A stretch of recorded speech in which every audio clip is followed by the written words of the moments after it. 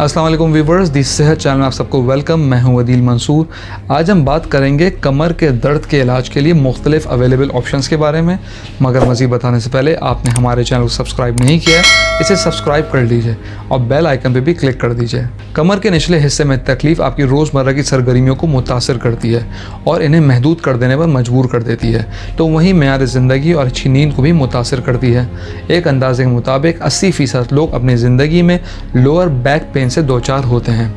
American chiropractic association के मुताबिक हमारी कमर हड्डियों, पट्ठों, जोड़ों और इंटरवर्टिब्रल डिस्क से बनी हुई है।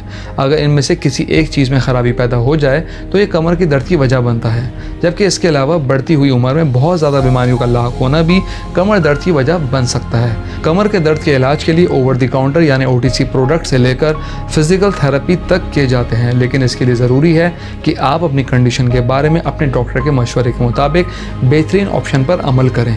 लेकिन ये तमाम ऑप्शंस एक तजर्बेकार डॉक्टर ही से लिए जा सकते हैं। हमसे आपसे ये वीडियो आपकी मालूमात के लिए शेयर कर रहे हैं। नंबर 1, OTC पेन किलर्स या NSAID, जिन्हें non steroidal anti inflammatory drugs जैसे आइबुप्रोफेन, जिससे इन्फ्लेमेशन दूर करने और कमर दर्द को कम करने में मदद मिलती है। टॉपिकल जेल, NSAIDs और ऑइंटमेंट्स भी मौसर होते हैं, जबकि दूसरे दर्द कम करने वाली दवाओं में एसिटामिनोफेन और एस्प्रिन ली जा सकती है। लोअर बैक पेन के ज़्यादातर इकसाम, जिनमें ऑस्टियोआर्थराइटिस और स्पाइनल स्टेनोसिस ऐसी हालत होती है जिसमें स्पाइनल कॉर्ड के अतराफ में स्पेस कम हो जाती है और सारा प्रेशर आपकी बैकबोन के असाब यानी स्पाइनल नर्व पर हो पड़ता है।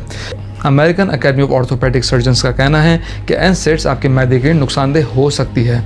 किसी भी साइड इफ़ेक्ट से बचने के लिए हमेशा लेबल पर दी गई हिदायत पर अमल करना ज़रूरी होता है, लेकिन इसके साथ साथ खुराक के हवाले से डॉक्टर से मशवरा ज़रूर करें।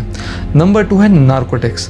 अगर NSAIDs या एसिटामिनोफेन दर्द को कम करने के लिए मौसर नहीं हो तो शदीद तकलीफ़ में दूसरी दवाएँ मौसर असरअंदाज नहीं होती, तो इसलिए डॉक्टर्स आपको दर्द कम करने से मुताल्लिक नारकोटिक्स जैसे कोडीन और मॉर्फिन वगैरह तजवीज़ कर सकते हैं, जिसे ओपियोइड्स के नाम से जाना जाता है। Centre for disease control and prevention के मुताबिक हर 4 में से 2 अफराद तवील अरसे से ओपियोइड थेरेपी हासिल करते हैं, लेकिन एजेंसी बराए health care research and quality इस हवाले से वार्निंग देती है कि इंतहाई नशा आवर है, इसलिए तवील अरसे तक इसका इस्तेमाल कभी नहीं करना चाहिए।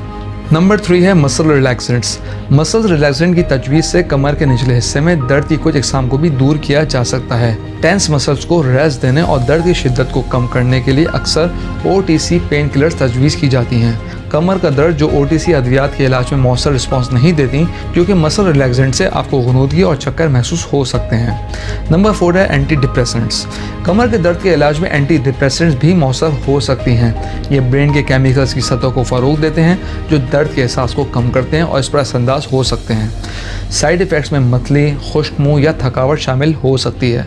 नंबर 5 है एंटी कॉन्वल्सेंट्स। तहकीक से कुछ ऐसे शवाए सामने आए हैं जिनमें मिर्गी जैसे दर्द की बीमारियों का इलाज करने के लिए इस्तेमाल होने वाली एंटी कॉन्वल्सेंट्स कमर के दर्द को दूर करने में मददगार साबित हो सकती हैं। नंबर 6 है फिज़िकल थेरेपी।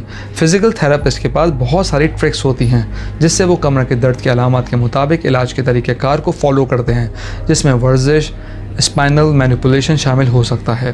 ट्रीटमेंट सेंटर ऐसी वर्जिशें करवाते हैं जो आपके कमर के निचले हिस्से में होने वाले दर्द को दूर करने में मदद देते हैं और आपके मसल्स की ग्रोथ में मदद फराहम करते हैं और रीढ़ की हड्डी को सपोर्ट करते हैं और इसे लचकदार और बेहतर बनाते हैं।